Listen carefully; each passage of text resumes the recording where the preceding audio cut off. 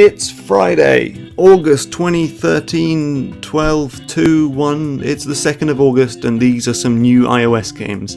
I couldn't have messed that up more if I tried.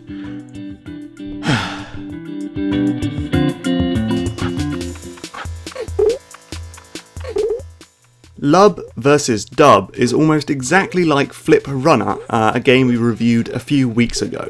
Both games are endless runners where you swap between running on top of or below a central line to avoid big spiky enemies. Thankfully, Lub vs Dub is a far better game. It runs at a much faster pace, feels more satisfying to play, and the stylish white and red art style looks superb. This one also has single-screen multiplayer, where two players battle for high scores on the same device. It's manic fun as you pick up power-ups and play through special waves that fiddle with the rules, and it's very cozy, especially on the ultra-intimate 4-inch display of an iPhone.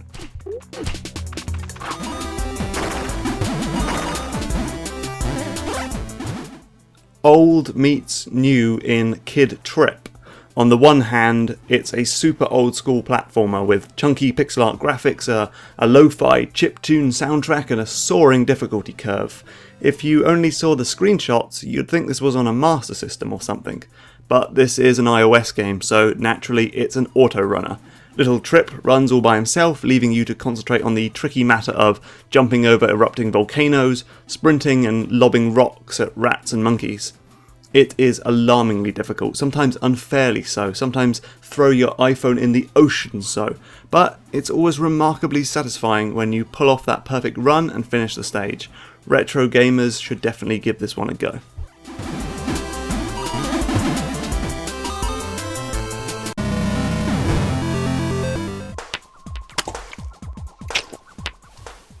Free-to-play Eyes Attack is a funny little game about killing aliens, stealing their eyes and firing those peepers as projectiles at other creatures. It's an odd one, that's for sure. The controls are also odd. You tilt your iPhone left and right to move and tap to fire an eye. The trajectory of that eye is based on how fast you're moving when you fire. So it makes it a very tricky control scheme to master. But, it's kind of fun. There are a lot of power-ups, loads of levels, oodles of different monsters to murder. I kind of lost interest in this one already, but it's not bad.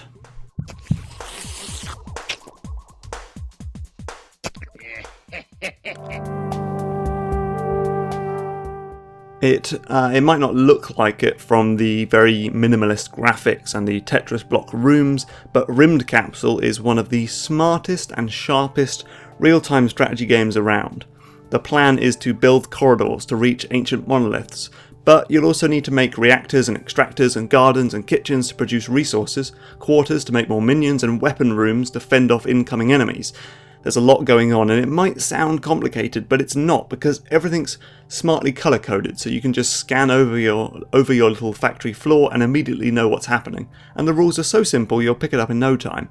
This is a wonderful game, very addictive, and it's got a great indie vibe. Best of all, it works perfectly on the touchscreen. So if you missed it on PlayStation Mobile, don't let it pass you by again.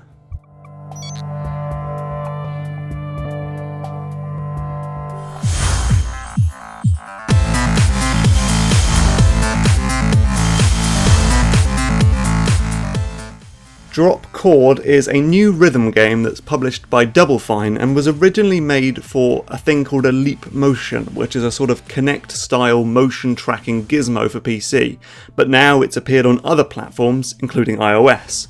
The idea is that you place your thumbs on either side of a circle to make a line that strikes through the shape. Then you'll move this line about to collect dots and avoid spiky red enemies. It has fantastic music, and the ever-changing backgrounds look like the most gorgeous acid trip you'll ever go on, but the actual gameplay is just not so great. It's finicky, it's repetitive, and it rarely has any relation to the music. You'd be better off just buying the great soundtrack on Bandcamp.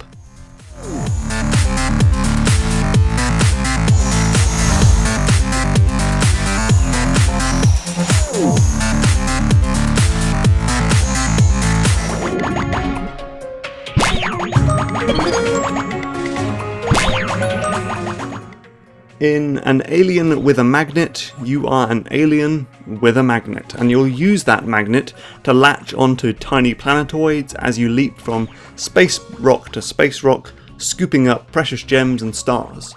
I'm sure we've played this exact same game about 1,000,000 times before, but I can't remember the name of any game like it, so you're off the hook this time, rejected games. Whatever the case, this one has some extremely slick production and lots of content to play. Keep an eye out for the full review of this game to see if it lives up to those gorgeous graphics.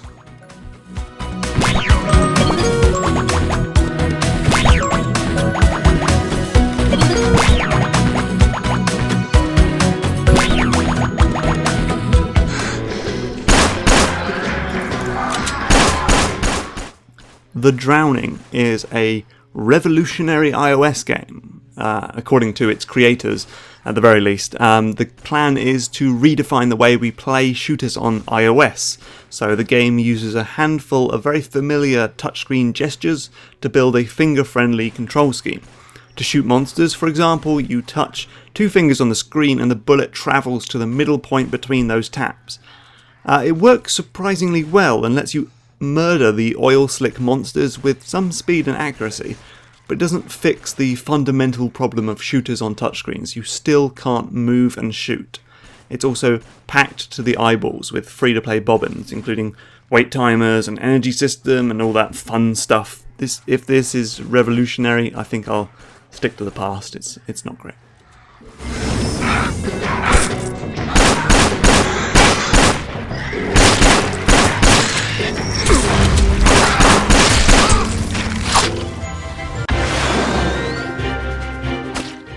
Nightmare Tower is an alarmingly well-made little endless runner with a very fresh new mechanic.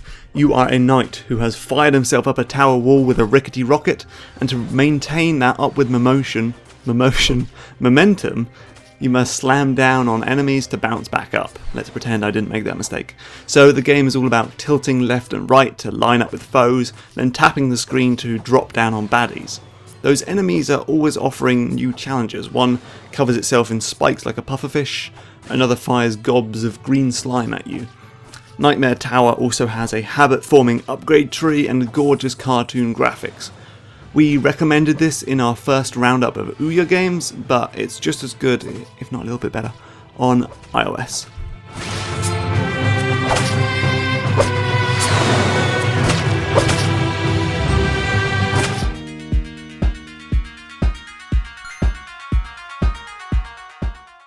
Pivvot is the latest game to be inspired by Super Hexagon and all those other games, so it's simple to play, the art style is minimal, and the ruthless difficulty will have you ripping your hair out in great chunks. The idea is very simple. A ball is connected to a winding roadway by a pivot point.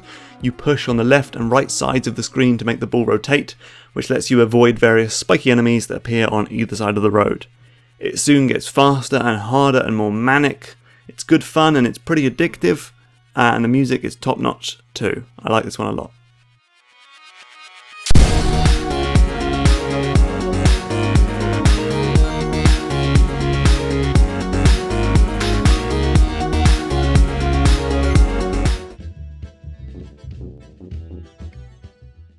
Imppaired is one of those memory matching games. So you flip over some parcels, try to remember the pattern on the bottom of each box, then work to flip over pairs of pattern parcels. I find these games just so terribly dull. I have ever since they were bonus stages in Super Mario Bros. 3. So yes, Imppaired has a lot of content and fun art style, but I am done with this one already. Sorry to the people who made it. It's just not for me.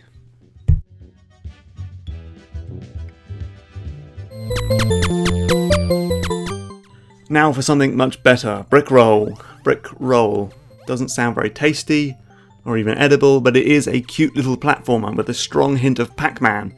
You are a bright yellow brick which rolls around the edges of these floating platforms. Your 2 inputs are to change direction or leap between nearby platforms. Your job is to gobble down dots and avoid enemies, but if you eat a special pellet, you'll have a few moments of invulnerability and the ability to murder all those bad guys, which sounds very familiar to me. It's cute and it's charming with chunky pixel art graphics and a happy little soundtrack. Good, clean fun for your cash.